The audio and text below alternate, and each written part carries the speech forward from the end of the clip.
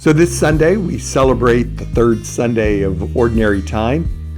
Pope Francis declared that we should celebrate Sunday of the Word of God on this third Sunday of Ordinary Time. And it's appropriate that we celebrate it this Sunday because it is on this third Sunday of Ordinary Time that we start reading the Gospel ad seriatim.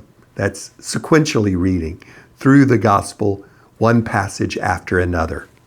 Today's reading tells us a powerful story of light overcoming darkness.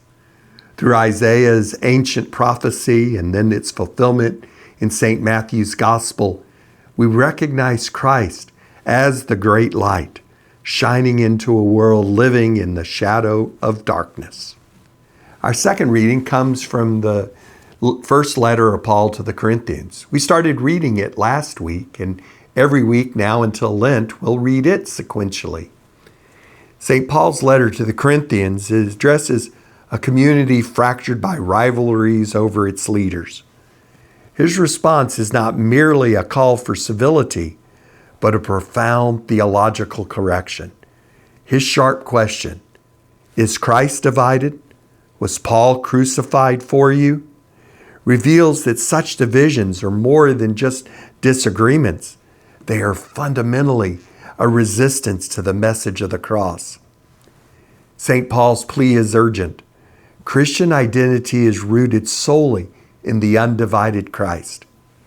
Any allegiance that detracts us from the singular power of the cross empties it of its meaning and stands in the way of God's work. Our first reading comes from the book of the prophet Isaiah.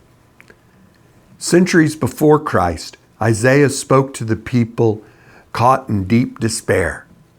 The regions of Zebulun and Naphtali are the northern part of the area of Galilee. It was the areas that first fell to the Assyrian conquerors who came from the north. As a result, this land was overwhelmed by violence and darkness, becoming a place of fear and gloom.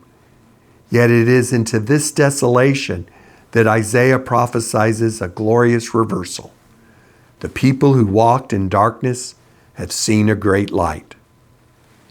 In our gospel, St. Matthew presents Jesus as the fulfillment of this prophecy. His public ministry begins in Capernaum, in that very region of Zebulun and Naphtali. Jesus Christ is the light that now breaks into the darkness. Yet the nature of this light is shockingly personal. When Jesus called the fishermen, he says to them, "Come after me." In a time when one would abandon everything only to study the Torah, Jesus places himself in the role of the law of God. He is the Word made flesh, the living Word of God. The first question, Jesus is called the light of the world. What is one way we can share his light this week? Like being kind to someone, saying a prayer, helping out at home. Second question, Isaiah, Paul, and John each answered God's call in different ways. How do you think God is calling you? The passage says Jesus brings light and calls us to unity. Where do you see darkness or division in your life or community?